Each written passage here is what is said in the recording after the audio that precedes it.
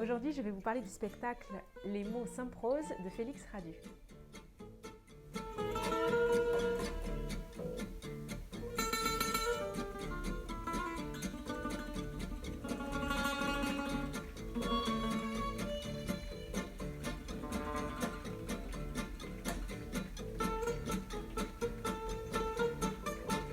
Que j'avais découvert par un ami qui m'avait envoyé une de ses chroniques qu'il faisait à l'époque sur une radio belge. J'avais trouvé ça très tendre, très poétique, très bien pensé et évidemment, puis de toute façon ça fait partie de ses influences, ça m'avait fait penser un peu aux bons mots de Stéphane de Groot.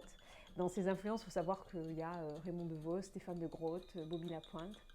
Donc disons que pour son âge, parce qu'on sent tout de suite même à la voix qu'il est très jeune, c'était assez troublant et de voir un peu ses influences et puis son talent. Donc voilà, j'ai eu envie de voir ce spectacle je devais aller le voir l'année dernière, et évidemment avec le Covid, ça a été reporté. Donc voilà, j'étais ravie c'était le premier spectacle que je voyais depuis la reprise, on peut dire. C'est un humoriste qui a reçu en 2016, je crois, le prix Raymond DeVos de l'humour. Il avait à peine 20 ans, donc c'est quand même absolument prometteur, disons-le. Le jour où je l'ai vu, c'était le premier jour de sa reprise à lui aussi, je crois. On était dans un sous-sol au Théâtre des Mathurins. On va commencer par les choses un peu pénibles. Il faisait très chaud avec le masque, je vous rappelle. Donc j'ai pas passé un super moment. C'est-à-dire que la fin était vraiment très difficile. Et c'est un peu bizarre, j'ai trouvé que le public était pas en adéquation avec l'artiste. En tout cas, moi, j'ai l'impression que le public était un public de one-man show, donc avec ce que ça implique d'indiscipline, de rire, d'interaction un peu inopinée, alors que c'est un seul en scène, donc c'est très écrit, quoi. Et moi, j'étais un peu gênée, je vous avoue, par ça. Ça a un peu perturbé mon écoute. Sinon, parce que c'est quand même de lui qu'on parle, sinon, moi, c'est un peu en lien avec ce que je viens de dire, c'est-à-dire qu'à chaque fois qu'il essaye d'être un peu drôle, comment dire, de faire de l'humour facile, moi ça marche pas du tout, notamment dans ses transitions en fait, des différents tableaux qu'il choisit de nous dépeindre. Moi ça marche pas. Bon, voilà, c'est pas grave, parce que par ailleurs, tous les moments où justement c'est très écrit et où il nous donne son art, c'est-à-dire c'est vraiment un art des jeux de mots. Donc concrètement, il faut s'accrocher parce que ça va très vite. C'est des jeux de mots plus ou moins fins, mais très souvent plus fins que moins.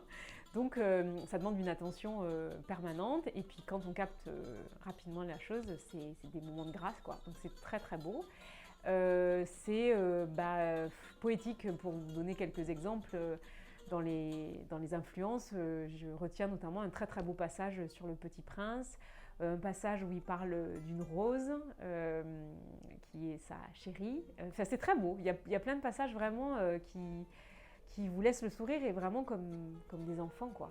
Mais même dans la technique, hein, parce que c'est une écriture très fine et au couteau, et donc sur un paragraphe de jeu de mots, d'une idée qui va d'un point A à un point Z, parfois pendant 10 minutes, il débite les mots et ça demande une technicité exemplaire quand même. Donc pour ça, chapeau bas.